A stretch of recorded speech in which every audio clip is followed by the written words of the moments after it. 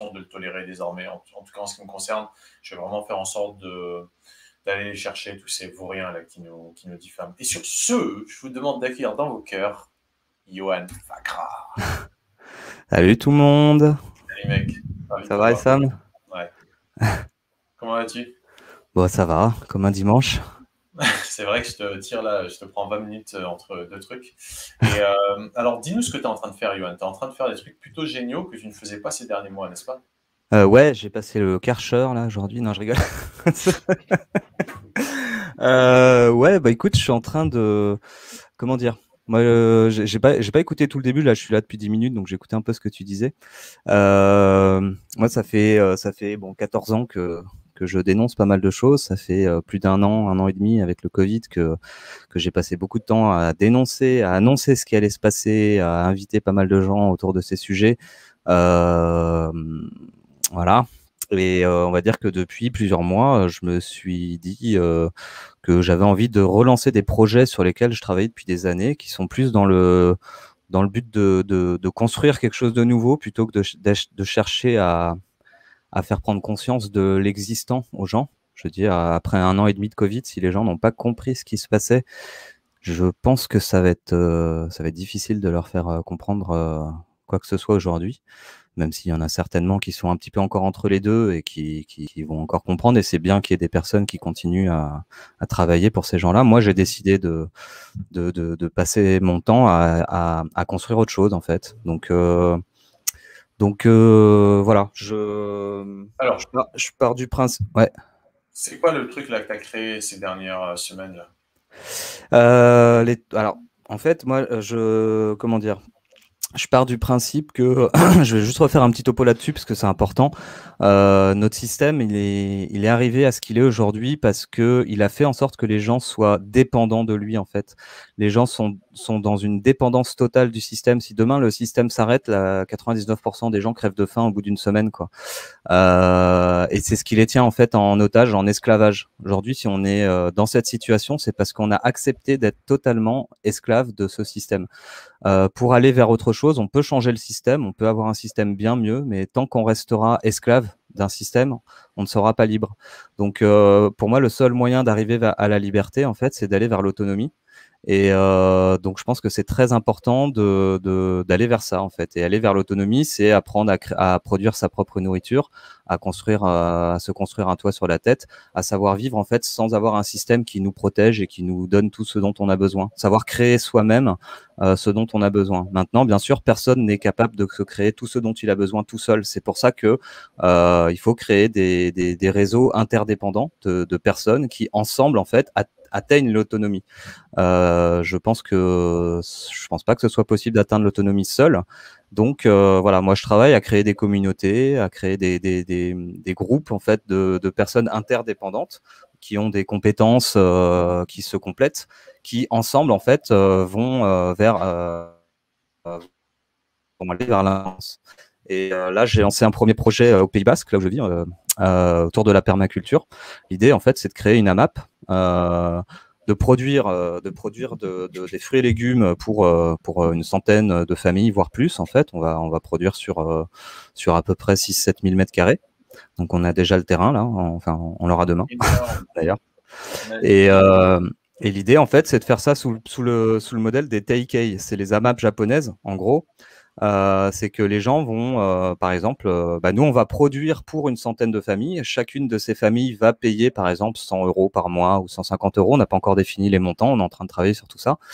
Et chaque semaine, ils viendront chercher leur panier de fruits et légumes, en fait. Voilà. Et du coup, ça permet de rendre le projet pérenne avec de l'argent qui tombe tous les mois pour payer les salaires des personnes qui vont travailler la terre, qui vont travailler pour préparer les paniers, pour s'occuper de la distribution, etc. Et on est sur un modèle en fait totalement pérenne avec de l'autoproduction qui nous rend en fait totalement indépendants en termes de nourriture déjà dans un premier temps.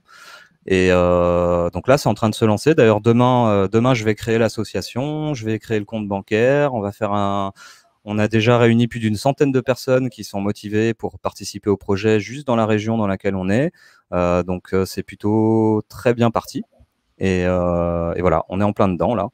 côté de ça, j'ai aussi d'autres projets de création de communautés et de réseaux de personnes interdépendantes, etc. On a créé des groupes sur Telegram. C'est hallucinant l'élan que ça a pris, quoi. On a sur le groupe, sur les communautés interdépendantes, on est déjà à plus de 1200 personnes dessus en 10 jours, même pas.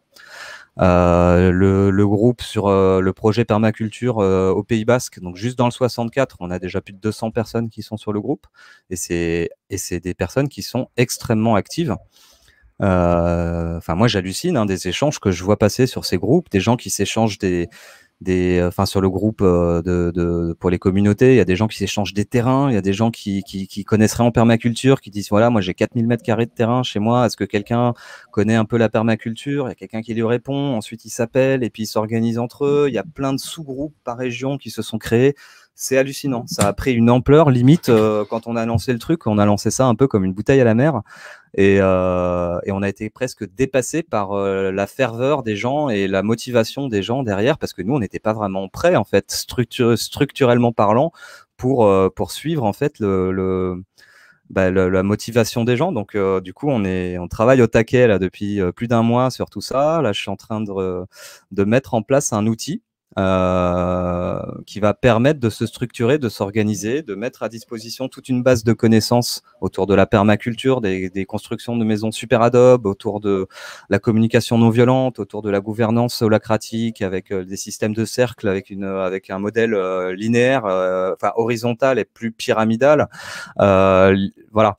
Et derrière, via cet outil, les gens vont pouvoir accéder à toute cette base de connaissances et créer en fait des projets. Et tout le monde pourra venir se greffer à tel ou tel projet en fonction de la localité, en fonction de plein de choses, en fait, pour pouvoir s'organiser, avoir quelque chose de structurant plutôt que des groupes Telegram où les gens parlent entre eux, où c'est le bordel, tout est linéaire. Pour communiquer, c'est très compliqué. Donc voilà, moi, je travaille sur tout ça. Et voilà, c'est en cours, c'est beaucoup de boulot, on n'arrête pas. Et voilà, c'est plein de belles choses à venir. Et voilà. Merveilleux, Johan. Et comme à ton habitude, quand tu t'empares d'un sujet, tu y vas à 200%. Et c'est vrai, c'est beau à boire, quoi. À boire. Ah, tiens, on boirait ça, tiens, tellement c'est beau. Mais c'est vraiment une dynamique là qui est lancée clairement. Donc, avec cette communauté que tu as décidé de nommer un autre monde, permaculture et communauté autosuffisante. Et c'est dans le but de co-créer le nouveau monde. Donc, tu vois, moi, ça m'a inspiré. Déjà, la semaine dernière, j'aurais aimé que tu viennes nous parler de ça. Et j'avais dénommé l'atelier de la semaine dernière Sortons de la posture de victime. Et donc, c'était une première étape, c'est chouette. Et puis là, désormais, c'est co-construisons l'avenir. Parce que finalement, on se rend compte que tout est lié. Tout est lié. On donne des noms, on donne des explications au truc, mais en fait, tout revient à une seule chose, c'est prendre la responsabilité. C'est qu'on arrête en fait de renoncer à notre représentativité, là, comme nous le dit toujours John là, dans les messages. C'est vraiment réussir à regagner notre souveraineté, à redevenir en fait pleinement nous-mêmes, en fait à devenir pleinement nous-mêmes, en redevenant souverain sur les décisions qui s'appliquent à nous, et du coup commencer à décider et plus subir. Et on en revient toujours à ça, quoi. Peu importe les mots, les noms, les concepts qu'on explique, finalement c'est juste ça. Donc ça, tu le fais magnifiquement bien, toi. Donc tu m'inspires énormément à ce niveau-là. Et c'est vrai que là, en l'espace de quoi, ça fait un mois que tu as lancé ce truc-là, cette communauté, et que c'est... sur Telegram, même pas, ça fait 2 semaines. Ouais. 2 semaines, c'est incroyable, ouais. C'est énorme. C'est énorme. Ouais.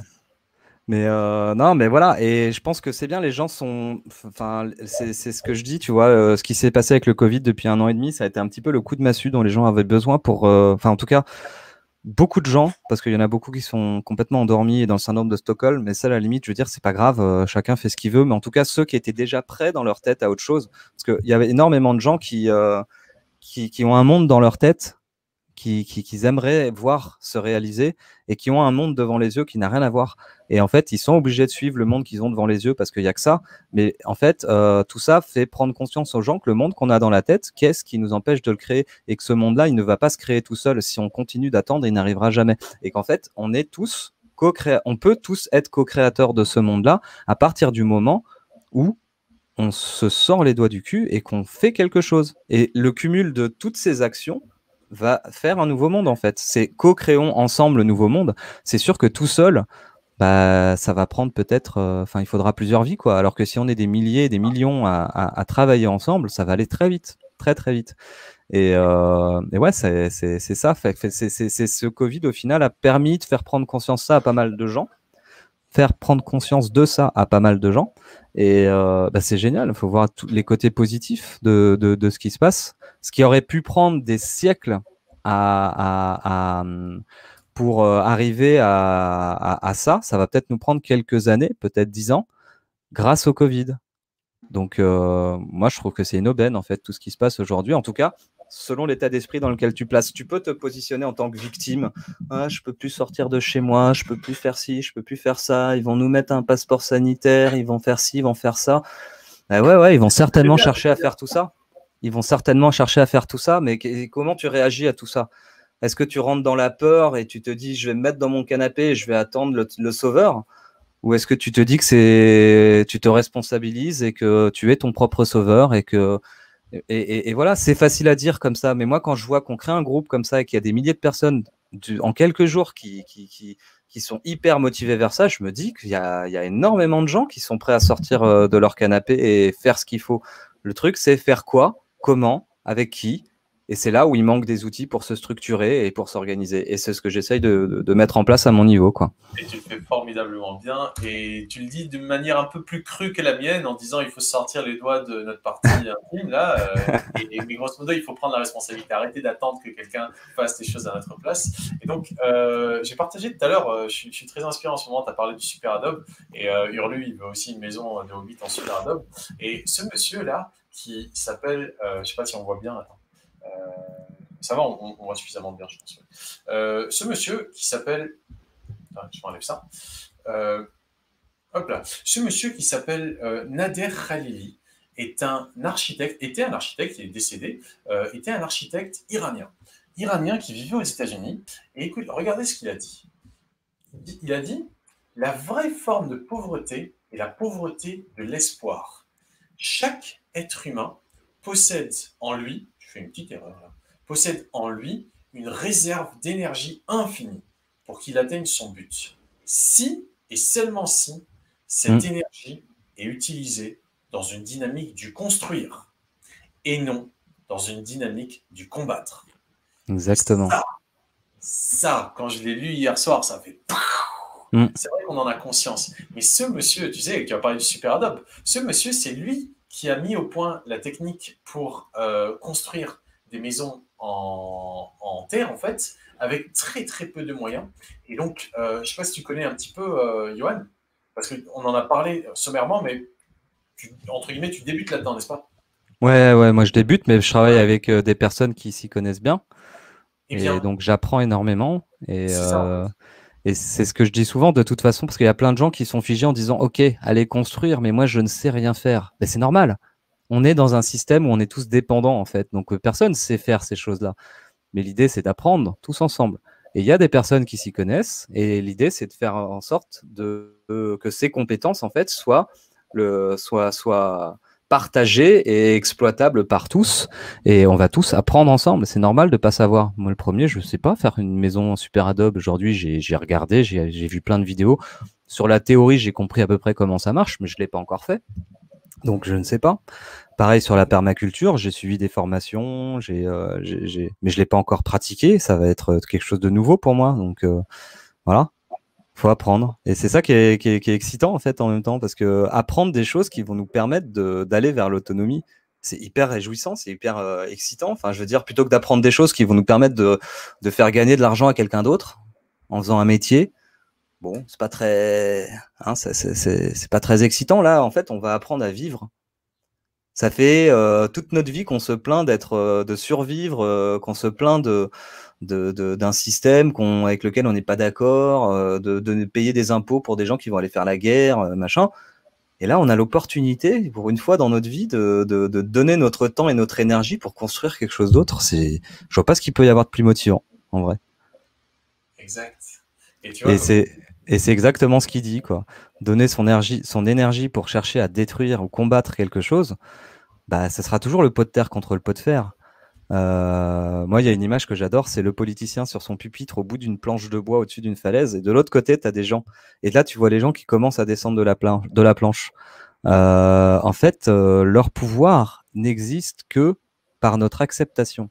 Le fait de s'en détourner, ils perdent leur pouvoir. Mais oh là là, détournons-nous d'eux et construisons autre chose, et leur pouvoir deviendra obsolète. Ils iront se gouverner entre eux sur une île s'ils ont envie. Exactement. En fait, c'est vraiment à nous de décider, et c'est ça la grande supercherie, c'est qu'on nous a fait croire qu'on était impuissant. Et tu sais, moi, tu m'entends souvent le dire, je pense, hein, je le dis toujours, que je suis le plus intelligent, mais c'est pas par rapport à ce que j'ai accumulé comme information. Parce que tu vois, tu sais pas encore faire de maison super Adobe, mais tu es capable de le faire. Pourquoi? Parce que tu as l'intelligence qui t'habite. Le tout, c'est sur la base de quelle information est-ce qu'on agit. On nous a fait accumuler des informations qui n'étaient pas, en fait, pertinentes, qui ne sont pas utiles. Et donc, on nous a fait croire qu'on était incapable. Tu vois, mais attends, il est plus qualifié que moi, là. Tu vois, tel médecin ou tel avocat ou tel politicien, il est plus qualifié que moi. Mais non, il n'est pas plus qualifié. C'est juste que l'intelligence que la vie lui a conférée, qui est la même que la tienne, parce que c'est celle de la vie, il l'a utilisée d'une certaine manière en accumulant certaines informations. Mais la mémoire n'est pas l'intelligence. Donc à chacun de nous de prendre la mesure en fait de notre pouvoir et de commencer à se diriger justement faire un truc où on est en train de construire quelque chose qui nous ressemble et on arrête en fait de combattre des moulins à vent. Et en fait, on nous a fait croire que ce qu'il fallait gagner, c'était les moulins à vent contre lesquels il fallait lutter. Il fallait avoir un bon boulot, il fallait commencer par avoir des bonnes notes, puis un bon diplôme, puis un bon boulot, puis avoir un bon crédit à la bonne banque, puis avoir je ne sais quoi, bref, etc. Pas du tout. Ce qu'il faut, c'est qu'on devienne le plus intelligent. Pas plus intelligent moi que Johan, au contraire. Ce que Johan fait, moi, je suis incapable de faire. Donc, l'intelligence consiste à être capable d'être lucide. D'être aligné avec qui on est. D'être aligné avec qui on est, mais surtout de prendre les décisions qui soient justes sur certaines circonstances. Donc, pour les trucs où Johan est plus qualifié, je ne vais pas dire, oh, Johan, ta gueule, c'est moi. Je sais, pas du tout. Je sais pas, je dis, je sais pas, Johan, s'il te plaît, est-ce que tu peux le faire? C'est quoi ton avis? Et c'est ça aussi l'intelligence. C'est en fait être capable tous ensemble de voir les uns dans les autres la même lumière. Et se dire, toi, à partir de l'endroit à laquelle tu es peut-être plus qualifié sur ce sujet que moi. Mais là-dessus, moi, je suis hyper confiant parce qu'on est dans un système où on est tous complètement dépendants et esclaves. Et la dépendance à un système rend individualiste. L'individualisme, en fait, découle de ce système et du mode de fonctionnement de ce système. Le fait de travailler ensemble dans des communautés interdépendantes qui nous amènent à l'indépendance de groupe fait que naturellement, chacun œuvre pas de manière individuelle, mais pour le bien commun du groupe. Parce que son propre bien-être dépend des autres pour obtenir son indépendance. C'est-à-dire que pour obtenir ce dont chacun a besoin, il faut que le groupe soit pérenne. Donc chacun œuvre pour le bien-être du groupe. Et ça, c'est un fonctionnement naturel de ce mode de fonctionnement, en fait, qui nous change complètement de paradigme par rapport au système actuel dans lequel on vit, où au final, on est tous totalement individualistes, quoi. J'ai signalé le live pour racisme. Merde, on a parlé de quoi? Je sais pas, qu'est-ce que je t'ai dit? Bref, supérieur à moi, oui, forcément. Tu vois, c'est ce qu'on dit, c'est que personne n'est supérieur à personne. Quand on est le plus intelligent, ça ne veut pas dire qu'on est supérieur à quelqu'un, justement. C'est qu'on considère qu'on est au même niveau que tout, en fait. Pas que les autres êtres humains, que, en fait, toute la vie a le droit d'être. Pourquoi? Parce que toute la vie provient de la même énergie. Donc, bon, peu importe. C'est marrant. Alors, je réponds à Patricia Lavie qui dit les communautés, encore des gourous, des chefs. Oui, alors, justement, je voulais en parler de ça, parce qu'il y a beaucoup de communautés qui se sont créées dans l'histoire, et puis même récemment, il y a plein d'écolieux, d'endroits qui se sont créés. Beaucoup ont été des échecs. La raison principale des échecs de toutes ces tentatives, en fait, c'est toujours la même. C'est des problèmes de rapport humain. Les problèmes de rapport humain, c'est à chaque fois des problèmes parce qu'ils restent sur des systèmes pyramidaux pour tenter de gérer une communauté interdépendante. C'est pas compatible, en fait. Un système pyramidal, ça posera toujours des problèmes d'ego, des problèmes de conflit, des problèmes de... Voilà. Et c'est vraiment là-dessus qu'il faut travailler, et c'est là-dessus on fait un gros travail à notre niveau. D'autres font ce travail, on essaye de faire ce travail ensemble. L'idée, en fait, c'est de travailler sur... Attendez, excusez-moi, qu'est-ce qui se passe? Désolé. Pardon. demander de passer sur CrowdBunker si vous voulez bien, si vous pouvez, parce que comme ça, on reste moins dépendant de YouTube, Facebook et compagnie. Sur CrowdBunker, on n'est pas censurable. On sait que si jamais on est censuré, il nous strike une vidéo, et donc on ne peut plus publier pendant 2 semaines. Au moins, on ne perd pas le contact sur CrowdBunker. Donc, vous avez le lien dans la description, c'est le premier lien. Vous cliquez dessus, vous vous retrouvez sur le live sur CrowdBunker. C'est pareil, on discute et tout. Vous voyez le même live, on peut discuter de la même manière. Vous voyez là, par exemple, Marie, elle nous dit c'est vrai, bougeons-nous le popotin là depuis tout à l'heure, et ben c'est comme ça que je passe les commentaires depuis CrowdBunker, ou sinon il y a les commentaires depuis ici. Mais dans les deux cas, on voit vos commentaires, on peut interagir, tout ça. Donc passer sur CrowdBunker, c'est beaucoup plus chouette. Ouais. Bon, je continue sur ce que je disais du coup. Je pense que les principaux problèmes des communautés, c'est des problèmes de rapport humain, de conflits, de gestion des conflits. Et en faisant un travail en amont sur la communication non violente, sur des modes de gouvernance holacratiques, c'est-à-dire des systèmes de cercle en fait, où il n'y a pas de... un peu sur le modèle de Réinfo Covid d'ailleurs. Ok. Bon, pourquoi pas. Un peu sur le modèle de Réinfo Covid. Et ça, mais islamophobe, j'adore. Où en fait, il n'y a pas de personnes plus importantes que d'autres, il n'y a pas de chef, c'est des cercles. Et dans chaque cercle, en fait, il y a des rôles.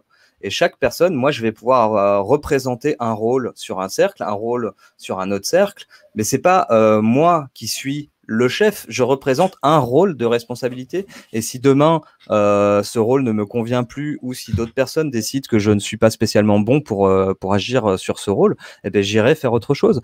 Et en fait, l'idée, c'est qu'il y a pas de système pyramidal.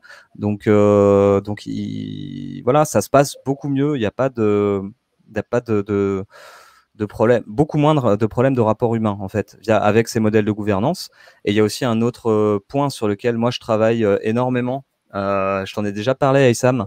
C'est le design humain. En gros, bon, je vais essayer de faire court par rapport à ça, mais l'idée c'est de faire un petit peu le design de chaque être humain, de savoir en fait, via des logiciels qui existent, qu'on est en train de faire évoluer pour les utiliser au sein d'un groupe et pas juste pour une personne. Mais en gros, ça va te sortir un petit peu quelle est ta mission de vie, pourquoi tu es fait, pourquoi tu es venu dans cette vie faire... qu'est-ce que tu es venu faire dans cette vie? Quels sont tes points forts, tes points faibles? Est-ce que tu es quelqu'un de dominant? Est-ce que tu es quelqu'un qui est plutôt décideur, suiveur, etc. Voilà, ça se fait à peu près ton design. Et l'idée, en fait, c'est de rentrer, par exemple, tu as une communauté avec 100 personnes, de rentrer les 100 personnes dans le logiciel et que ça te sorte une sorte d'organigramme de tous les cercles, en fait, idéaux, optimaux.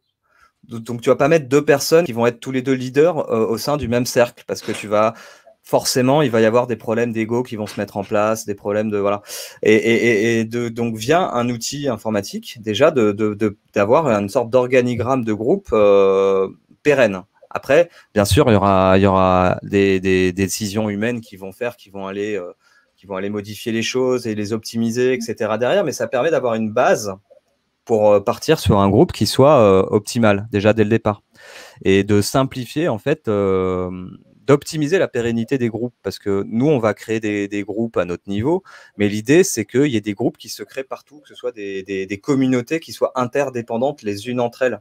Et si on veut que ces autres communautés qui vont se créer aussi soient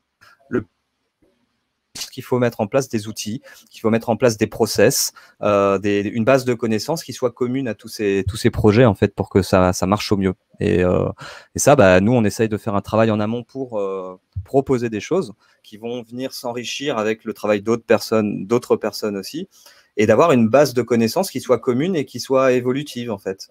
Et que tout le monde en fait se base sur ces connaissances-là pour avoir un modèle interdépendant de plein de communautés qui fonctionnent, quoi. Voilà. Ah ouais, il faut vraiment trouver un moyen de respecter en fait les différences, tout en valorisant en fait les talents de chacun et le faire avec intelligence et humilité, comme nous le disait Dalila, je crois. Et c'est important, je pense, d'être vraiment humble. surtout lorsqu'on se retrouve dans des situations où on ne peut plus être indépendant. Parce que cette idée de se dire, ouais, je gagne de l'argent et puis avec cet argent, je vais aller n'importe où et n'importe qui va me donner n'importe quoi. Pourquoi? Parce que je peux l'acheter. Si, si demain l'argent il vaut plus rien parce que du coup on peut plus acheter le truc avec, ben, ça va être l'entraide qui va devoir revenir. Et peut-être que le mec qui était le plus riche, ou la nana, le mec, bref, l'individu qui était le plus riche en termes d'argent, mais qui était le plus pauvre en termes de relations. Pourquoi? Parce qu'il extracte, il extrait des autres ce qu'il veut par le pouvoir de l'argent et pas en fait par le pouvoir du cœur ou finalement la gratitude. Tu vois, ça s'entend dans l'argent. L'argent, ça devrait L'art redevenir des gens. l'art des gens, exactement. Et l'art des gens, c'est quoi? C'est la gratitude. Entre guillemets, je te donne quelque chose. Pourquoi? Parce que j'ai de la reconnaissance envers toi. Je suis reconnaissant pour ce que tu m'as apporté. Et ben, le mec, en fait, qui n'a pas besoin de reconnaissance de la part des gens, il leur balance en fait de l'argent. Tiens, fais-moi ci, fais-moi ça. Enfin, je caricature, mais à peine, quoi. Ben, si demain, l'argent ne vaut plus rien, qu'est-ce qu'on va devoir retisser? Ben, des liens, des vrais liens. Des vrais liens, en fait, D'entraide. d'interdépendance, peu importe le truc dont lit, c'est-à-dire je t'aide, tu m'aides. En fait, je ne t'aide pas dans le but que tu m'aides. Mais en fait, je suis à la place où je suis et tu sais que tu peux compter sur moi. Pourquoi? Parce que je suis qui je suis. Je ne fais pas semblant. Je ne le fais pas pour une autre raison. Je ne fais pas ce que je fais, en fait, en vue d'obtenir quelque chose. Il faut... Je ne fais pas ce service pour gagner de l'argent. Je le fais parce que pour moi, c'est naturel de le faire. Je suis à la place à laquelle je suis, donc je fais ce que je fais, c'est tout. Il faut changer, il faut sortir de ce paradigme en fait dans lequel on vit ou de l'individualisme en fait. Je vous donne un exemple. Par exemple, on va prendre un rapport humain entre deux personnes. Il y a une personne qui est toujours très sympa avec vous, qui vous rend des services dont vous avez besoin en fait sur certaines choses. Est-ce que ça va vous venir à l'esprit de lui planter un couteau dans le dos? Non. C'est jamais de la vie, ça vous viendra jamais à l'esprit. Je veux dire, enfin voilà. Donc, en fait, imaginez ça en fait au sein de 100 personnes au sein d'un groupe. Ces 100 personnes ont besoin les unes des autres, donc elles n'ont aucune raison de venir se planter un couteau dans le dos. Au contraire, elles seront naturellement poussées à s'entraider en fait. Quand on me parle de nature humaine, mais la nature humaine, elle est épigénétique. La nature humaine, elle dépend de l'environnement en fait. C'est-à-dire que dans un environnement toxique, la nature humaine va être à son pire niveau.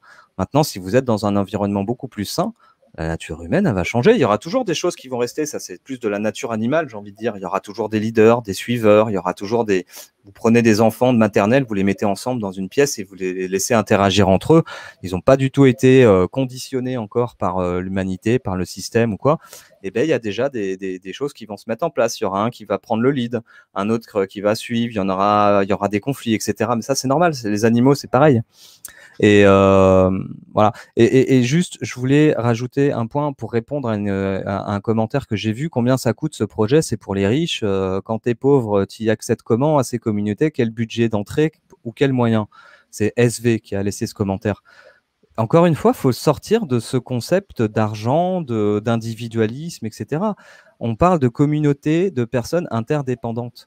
Mais dans le lot, il y en aura qui auront de l'argent, il y en aura qui auront des compétences, il y en aura qui auront des muscles pour aller travailler la terre et construire des maisons, il faudra des bras, il y en aura qui... Voilà, ça va être plein de compétences qui vont s'ajouter les unes aux autres pour rendre un projet pérenne. Mais forcément, il faudra de l'argent au départ, mais c'est pas parce que vous n'avez pas d'argent que ça ne vous permettra pas de rejoindre un projet pareil.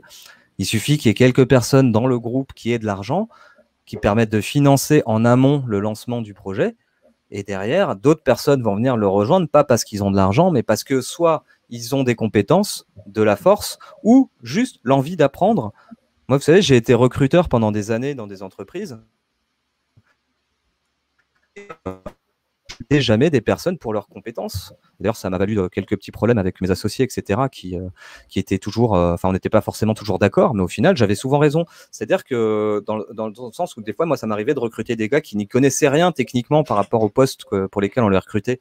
Mais par contre, ils avaient un état d'esprit qui était positif. Ils voulaient apprendre, ils étaient ambitieux, ils voulaient aller apprendre plein de choses.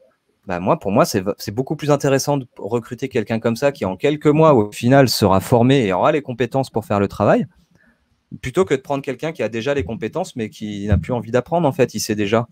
Donc, demain, si les compétences doivent évoluer par rapport au travail qui évolue, bah, ces personnes-là, ils vont rester à leur niveau. Alors que quelqu'un qui a envie d'apprendre, il sera toujours dans l'apprentissage et dans l'adaptation, vous voyez. Donc voilà, je pense que tous les profils sont bons pour tout type de projet et il faut de tout.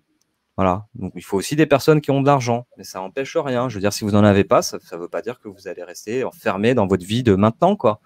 Au contraire, c'est le moment de vous dire, tiens, j'ai envie d'aller vers ça, j'ai envie d'apprendre, j'ai envie de... Mais bougez-vous, quoi. Parce que ça va pas vous tomber du ciel. Des projets, il y en a plein qui se créent partout. Ils vont pas venir vous chercher.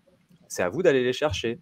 C'est à vous d'aller trouver des solutions. C'est pas, il faut pas attendre que les solutions tombent du ciel. Et c'est vrai que notre système nous a amené dans cet attentisme, en fait. Tout est facile, tout doit arriver, tout doit tomber du ciel. J'ai plus d'argent, bah, je demande des aides, etc.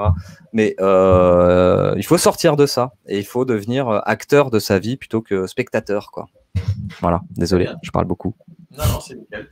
Dis-moi, tu vois, on dirait qu'on essaie de me la faire à l'envers, je comprends pas. Tu vois, c'est la première fois que j'ai des commentaires comme ça, un mec qui dit raciste, antisémite. Non, c'est bizarre, non? Ouais, ça doit être des trolls ou alors c'est peut-être de l'humour. T'as souvent des trucs comme ça, toi? Non, rarement. C'est bizarre. Bref, je me demande si justement on n'essaie pas de nous faire justement, tu vois, que vraiment YouTube du coup clash. Bref, peu importe.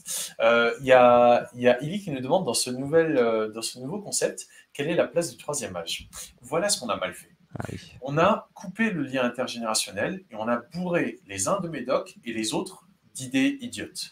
Les enfants, on leur a filé des concepts dont ils n'ont pas besoin et les grands-parents, on les a foutus sous traitement de merde dans des institutions où ils dégénèrent petit à petit.